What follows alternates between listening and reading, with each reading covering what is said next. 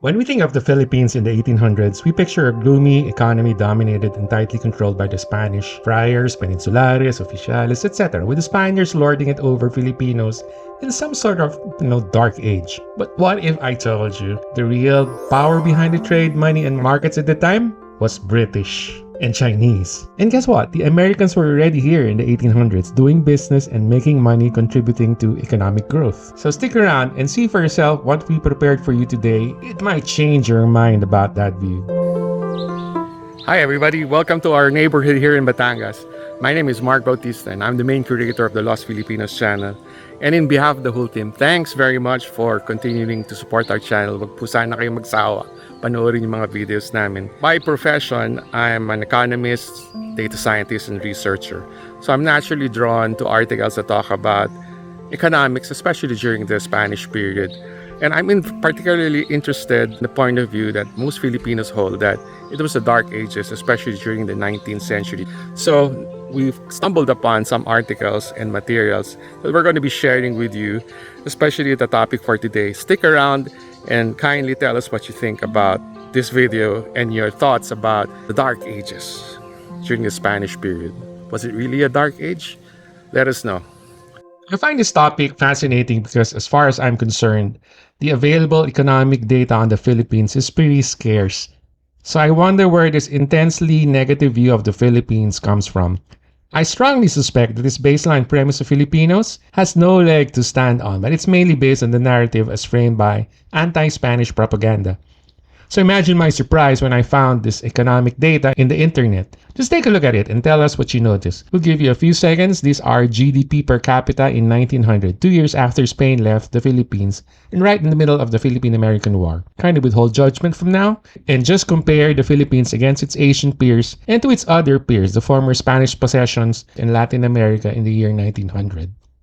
Granted that these are all estimates, but my question is, where exactly is the data that shows the opposite view, which is the baseline premise of Filipinos, that Spain left the Philippines poor and desolate? Where is the data for that view? So my curiosity being triggered, I went on to further investigate this, and happily I found this article. The Spanish flag over an Anglo-Chinese commercial colony, the Philippines in the 19th century, by Benito Legarda Jr., as printed in the Philippine Review of Economics, December 2012. By the way, for transparency, some disclosures. Benito Legarda Jr. was actually an uncle of my wife, whose great-great-grandfather is Benito Legarda Ituason, who served as Vice President of the Revolutionary Malolos Congress, and also served as member of the Philippine Commission during the American regime from 1901 to 1907.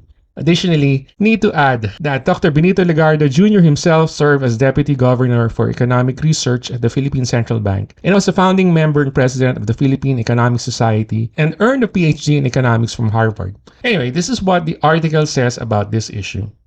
Therefore, although the Philippine political metropole was in Spain, its economic metropole might be said to be based in the Anglo-Saxon North Atlantic. Thus it was a divided metropole, with domestic commerce dominated by the Chinese, as intermediaries for export products and for imported goods and their pervasiveness in local trade. This gave rise to the rueful jibe by the Spanish writer Carlos Recur. From the commercial point of view, the Philippines is an Anglo-Chinese colony with a Spanish flag. Interesting, right? So by the 19th century, the Philippines was a global trading hub, but not in the way Spain had intended. Spain was the official ruler, yes, but it was broke, politically torn by wars back home, and economically, practically absent. In fact, Spain was often only the fourth largest trading partner of the Philippines, behind Britain, the United States, and China. Now, these charts are from Re-examining the Foreign Trade Structure of the Colonial Philippines by Yoshiko Nagano, Faculty of Foreign Studies, Kanagawa University, Yokohama. So these are the import numbers, and these are the export numbers. So here's the real story. The British ran much of the international trade, especially textiles, sugar, and abaca. In fact, it is said that the British considered Filipinas an economic colony of their empire. The Chinese, especially in Binondo, controlled local commerce, retail, food, and finance. So this unique setup gave rise to a divided metropole, quote unquote, a colony politically tied to Spain, but economically wired into the Anglo-American and Chinese trading world. The result? Well, it's an early form of globalization post-galleon trade. Thanks to this trade boom, money and wealth started flowing into rural areas. A Filipino middle class began to emerge, and education, printing, and reform movements took root. Now, what were the consequences of foreign trading operations? British textiles crushed the local weaving industry. Women weavers lost their economic roles, forced into shopkeeping or farm labor. Indigo farmers were wiped out by synthetic dyes. So it was economic growth as the Philippines tapped into global commerce, but it suffered both the upside and downside of global trade, no different from what's happening right now. However, Legarda continues. But in a labor-short economy, wage rates for urban unskilled worker were found by Williamson to be the highest in Asia at the end of the 19th century. Relative to Britain, 100, the Philippines stood at 25.06, and the next highest was industrial Japan at 21.19. With these developments in the growth of foreign trade, the diffusion of financial flows to the countryside, a growing native middle class, and with a fairly diverse geographic trading pattern, the Philippines appeared to have the economic attributes of independent national existence. Pierre Chana highlights the Great Period 1820 to 1898 which, all things considered, constitutes in the history of the Philippines the only moment of real near independence. It was a near independence during the period of a split metropole between periods of unitary metropoles, Mexico before 1821 and the United States after 1898. Then came 1898, the Spanish-American War. The US took over, and unlike Spain, America came with a checkbook. Trade became concentrated. The Philippines was economically locked into the US just as it had started tasting semi-independence. Take a look again at the trade charts, and one will see just how much the Philippines got locked into the US. That is why historian Pierre Chanao called the 1820-1898 period the Philippines' only moment of real near independence.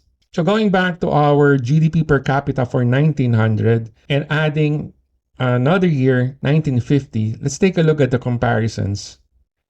In 1900, the Philippines was just behind Japan and ahead of Colombia. This doesn't look like the Philippines was the sick man of Asia coming fresh out of Spanish rule, as the impression might be to modern Filipinos. However, post-World War II, Japan and Colombia left us behind. But way after Spain had left. Again, it has to be emphasized just how much World War II actually set back the Philippines by decades, as also mentioned in a previous video of ours. But it seems the Spaniards are always our favorite scapegoat. So yes, Spain was running the economic show in the Philippines in the 1800s. On paper. But in practice, it was an Anglo-Chinese economic colony wrapped in a Spanish flag. And it was the nearest thing to independence. And it looks like the economy was ahead of its Asian peers except Japan, and ahead of its peers in Latin America. So again, this aversion to anything Spanish, how much of it is really because of effective anti-Spanish propaganda rather than reality? Turns out, history isn't always what it seems. So what do you think about our video for today? Please drop a comment below, tell us what you think. And that's all we have for now. Vivan los Filipinos! Mabuhay!